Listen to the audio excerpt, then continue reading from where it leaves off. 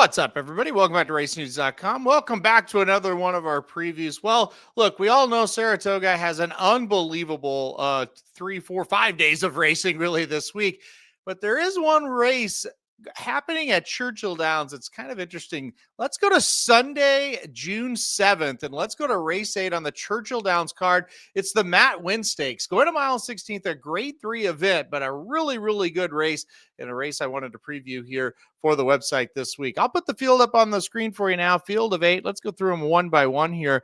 And let's start with the number 1, Stop the Car. Stop the Car coming out of the Pat Day Mile last time out. He was third, beaten 6.5 there, but got beat by Crude Velocity and Englishman. Two horses, obviously, that are very good that, we'll be talking about a lot this weekend in the Woody Stevens. So Stop the Car, a horse I thought ran well in the Pat Day Mile. He was in the Jeff Ruby Stakes as well. He didn't run bad there. He got fourth, beaten 8 lengths behind, Full Effort, Stark Contrast, Medici. They're pretty good horses as well.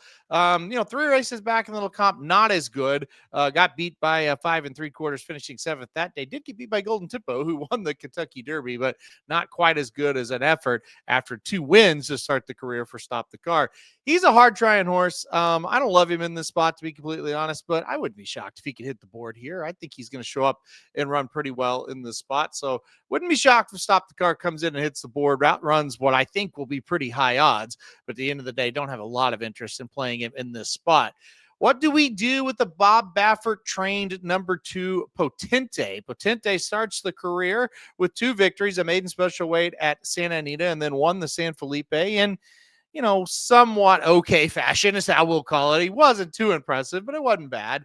Santa Anita Derby in his third start, got second, beaten 2 3/4 behind So Happy. So Happy ran incredible that day. Potente was okay again. So kind of 3 good, not great starts is what I would call it. No runnings whatsoever, really, in the Kentucky Derby. Kind of was pressing the pace the whole way in a bunch of horses, kind of in tight.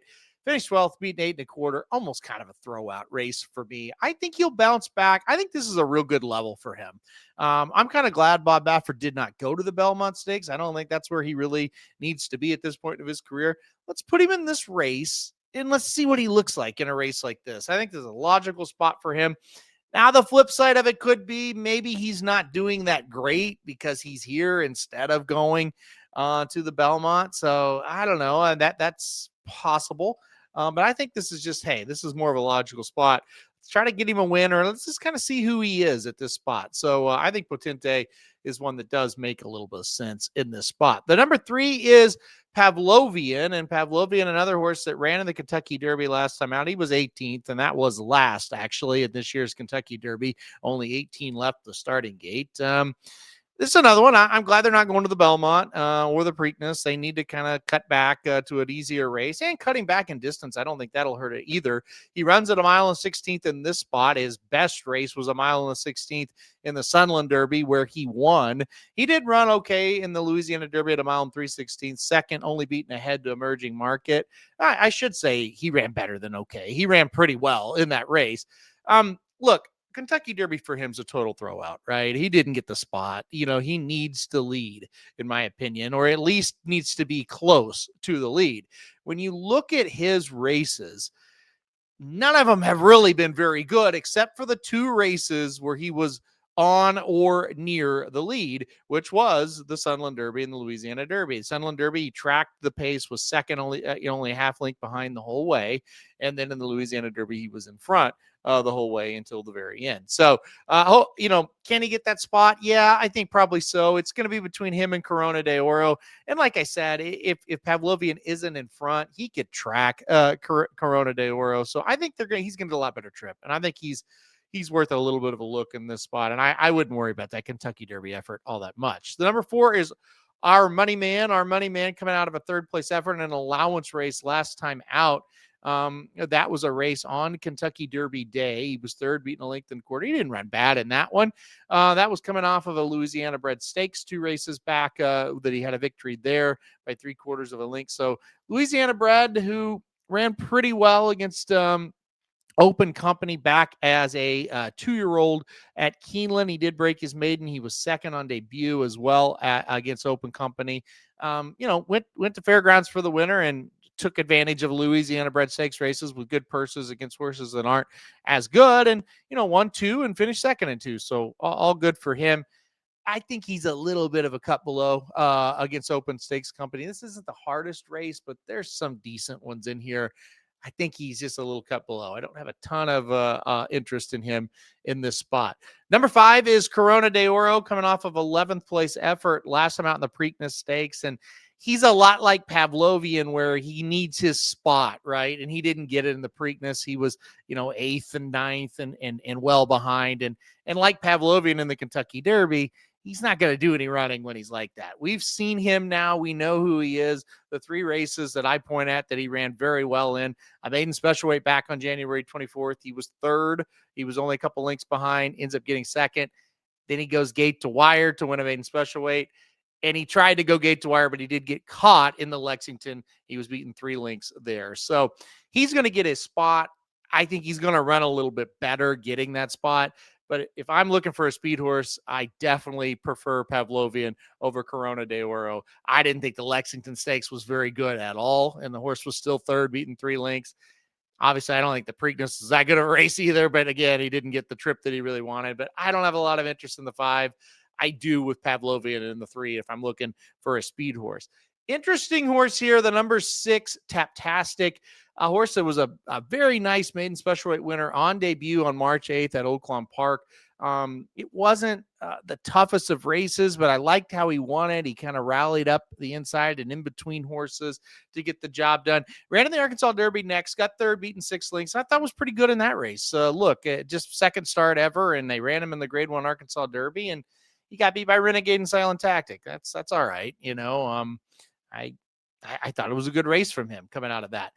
The allowance race on Kentucky Derby Day, he's sent off as an even money favorite that day. And I think this one was pretty disappointing. He got 4th, beaten a length and 3/4. He wasn't totally out of it, right? He wasn't just awful in the race. He also was hung wide a little bit as well, but he really flattened out a little more than he should have. The trip was not ideal, but it also wasn't just like the absolute worst trip ever. If you look up and you go, man, he got 2nd, got beat a nose or a neck or whatever, you go, well, okay. I mean, he tried and you get a little bit more excited about him, but wasn't the greatest race. I think he's better than that. I think he'll show up and run better than that. Maybe we'll get a better price on him because of that race. He's certainly not going to be the favorite. The horse we're going to talk about next will be the favorite. I don't think he's the 2nd choice. He may not be the 3rd choice. So we may get the odds. Maybe we get 5 or 6 to 1 here. I'm not done with him. I think he has talent. I don't think he's going to win because I do think there's a couple of really nice ones in this spot, but I think he's got some talent. I would keep an eye on number 6, Taptastic. Number 7 is Further Ado. I think he's going to be a heavy favorite in here, and I think it's totally deserving. Look, the Derby, I think he probably just sat close to a pretty hot pace and just didn't kick on. He may also not want to go 1.25 miles. I think that is possible. He's kind of bred to do it. Going to cut him back to 1 1/16 in this spot. I think that makes him super dangerous. I really do. You look at the Bluegrass 2 races back going 1 1/8 miles. Of course, that 11-length victory. We do know that he's been a runaway winner twice at Keeneland. He has ran well and won here in the Kentucky Jockey Club after that Keeneland race as a 2-year-old. I thought he ran pretty well in the Tampa Bay Derby off the layoff to get 2nd, only beaten 3/4 of a length. He may be best at Keeneland. Keeneland may be his racetrack, but I still think he's going to show up and run really well in this spot. I think this is a very logical spot. I think this is kind of okay, let's kind of rebuild him here. Let's get a win, and then let's target a race like maybe the Haskell. I think that makes a ton of sense. This is a really nice prep if that's what they want to do. So I like number 7, Further Ado here quite a bit. He should get a kind of the Bluegrass trip, shouldn't he? The way I kind of see it, Pavlovian, Corona de Oro, they're probably going to be 1st and 2nd. You could flip them either way.